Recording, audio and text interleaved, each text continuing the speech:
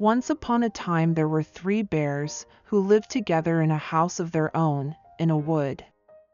One of them was a little wee bear, and one was a middle-sized bear, and the other was a great big bear. They had each a bowl for their porridge, a little bowl for the little wee bear, and a middle-sized bowl for the middle-sized bear, and a great bowl for the great big bear.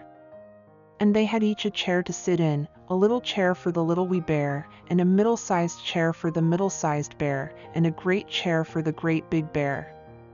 And they had each a bed to sleep in, a little bed for the little wee bear, and a middle-sized bed for the middle-sized bear, and a great bed for the great big bear.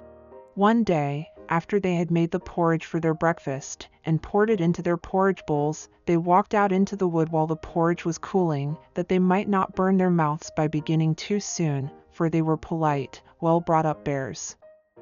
And while they were away, a little girl called Goldilocks, who lived at the other side of the wood and had been sent on an errand by her mother, passed by the house, and looked in at the window. And then she peeped in at the keyhole, for she was not at all a well-brought-up little girl.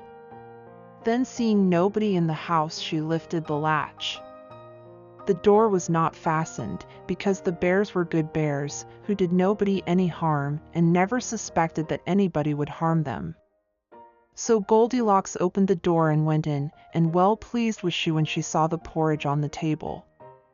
If she had been a well-brought-up little girl, she would have waited till the bears came home, and then, perhaps, they would have asked her to breakfast, for they were good bears, a little rough or so, as the manner of bears is, but for all that very good-natured and hospitable. But she was an impudent, rude little girl, and so she set about helping herself. First she tasted the porridge of the great big bear, and that was too hot for her. Next she tasted the porridge of the middle-sized bear, but that was too cold for her. And then she went to the porridge of the little wee bear, and tasted it, and that was neither too hot nor too cold, but just right, and she liked it so well that she ate it all up, every bit. Then Goldilocks, who was tired, for she had been catching butterflies instead of running on her errand, sate down in the chair of the great big bear, but that was too hard for her. And then she sate down in the chair of the middle-sized bear, and that was too soft for her. But when she sat down in the chair of the little wee bear, that was neither too hard nor too soft, but just right. So she seated herself in it, and there she sate till the bottom of the chair came out, and down she came, plump upon the ground, and that made her very cross, for she was a bad-tempered little girl.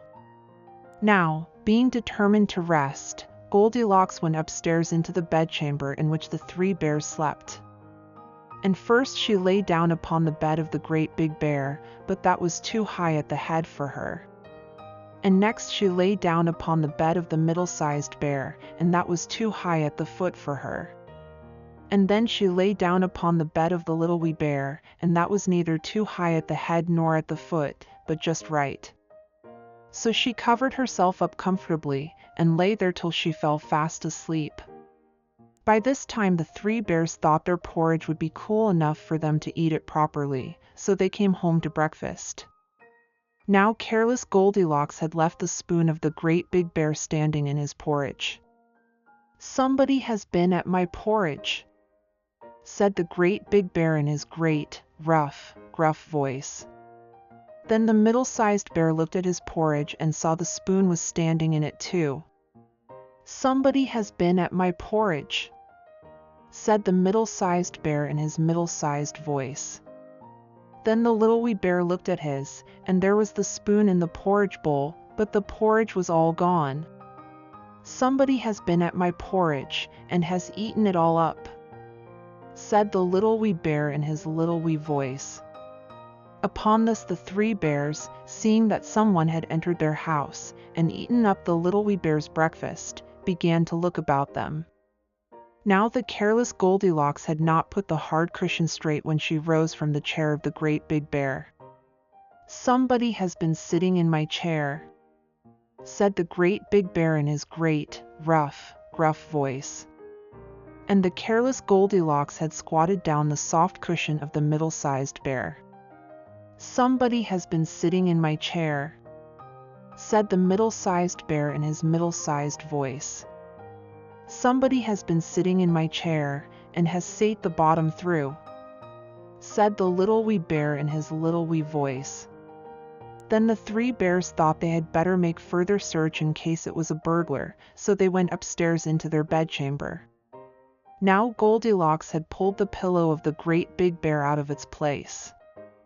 "Somebody has been lying in my bed," said the great big bear in his great, rough, gruff voice. And Goldilocks had pulled the bolster of the middle-sized bear out of its place. "Somebody has been lying in my bed," said the middle-sized bear in his middle-sized voice. But when the little wee bear came to look at his bed, there was the bolster in its place. And the pillow was in its place upon the bolster. And upon the pillow there was Goldilocks's yellow head, which was not in its place, for she had no business there. "Somebody has been lying in my bed, and here she is still," said the little wee bear in his little wee voice. Now Goldilocks had heard in her sleep the great, rough, gruff voice of the great big bear, but she was so fast asleep that it was no more to her than the roaring of wind, or the rumbling of thunder. And she had heard the middle-sized voice of the middle-sized bear, but it was only as if she had heard someone speaking in a dream. But when she heard the little wee voice of the little wee bear, it was so sharp and so shrill that it awakened her at once.